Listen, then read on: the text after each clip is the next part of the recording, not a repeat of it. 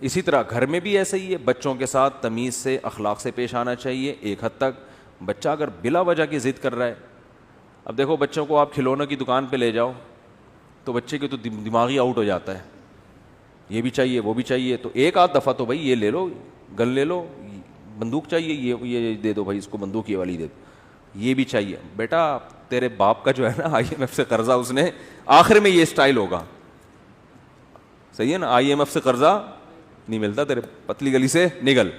پھر بچہ کہے نہیں جاؤں گا, آپ کہیں نہیں دیکھو بیٹا ایسے نہیں, بچہ مان لے گا, اس کے بعد اس کے کان پکڑ کے نکالنا پڑے, چلو بیٹا گاڑی میں بیٹھو, بہت ہو گئی.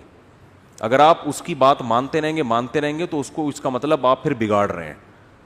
بچے کو کھانا کبھی اچھی چیز یہ چاہیے ہوتا ہے, وہ ٹھیک ہے, کبھی اپنی مرضی کا کھلاؤ, کبھی اس کی مرضی کا کھلاؤ, یعنی کہ جب بھی کھلا رہے ہو اسی کی مرضی کا کھلا رہے ہو.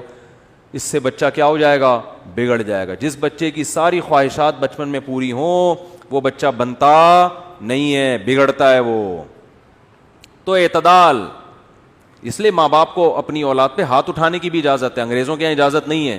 باپ بچوں پہ ہاتھ اٹھائے گا پولیس, اسلام میں ایسا نہیں ہے. باپ کو رائٹ ہے کہ وہ اپنی اولاد پہ ہاتھ اٹھا سکتے ہیں, ہاں بے تحاشا نہ مارے, بلا وجہ نہ مارے. حضرت مفتی محمد شفیع صاحب رحمہ اللہ تعالی, جب یہ حضرت مفتی تقی عثمانی صاحب, حضرت مفتی رفیع عثمانی صاحب چھوٹے تھے نا, تو یہ فرماتے ہیں کہ ہمارے والد صاحب کا یہ معمول تھا کہ جب اولاد کو کبھی مارنا ہوتا تھا نا, تو جس وقت غصہ آتا تھا اس وقت نہیں مارتے تھے, جب غصہ تھمتا تھا پھر ٹھکائی لگاتے تھے,